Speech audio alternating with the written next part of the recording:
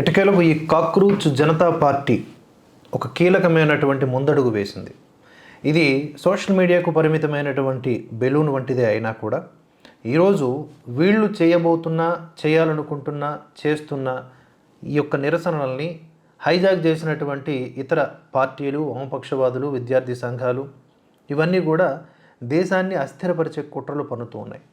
వెరసి ఏం జరిగింది అంటే కేంద్ర మంత్రులు రంగంలోకి దిగారు.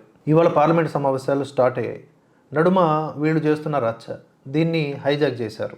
అంటే ఇక్కడ ఒకరి యొక్క దీక్షని మరొకరు హైజాక్ చేస్తూ ఉండటం, అందరికీ కామన్గా ఈ దేశ వ్యతిరేక ఎజెండా కూడి ఉండటం, జరుగుతున్నటువంటి పరిణామాలన్నీ కూడా దాని వలననే. అయితే ఇప్పుడు కేంద్రం చాలా వ్యూహాత్మకంగా వ్యవహరిస్తున్నట్లుగానే తెలుస్తోంది.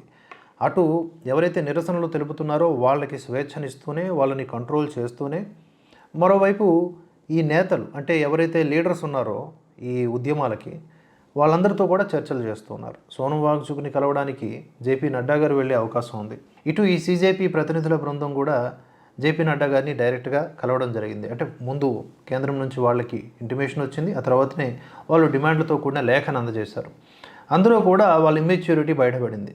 సోనం వాంగ్చుక్ని వెంటనే విడుదల చేయాలంట. ఆయన ఏమన్నా జైల్లో ఉన్నాడా? వెంటనే విడుదల చేయడానికి హాస్పిటల్లో చికిత్స అండర్ ట్రీట్మెంట్, ఆయన దీక్షను కొనసాగిస్తూ ఉన్నాడు. ఆయన ఆకలితో అలమటించేలా చేసి ఆయన చంపేయాలని చూస్తున్నారని నాకు అర్థం కాదు వీళ్ళు. ఇక రెండో డిమాండ్, కేంద్ర విద్యాశాఖ మంత్రి ధర్మేంద్ర ప్రధాన్ రాజీనామా చేయాలి.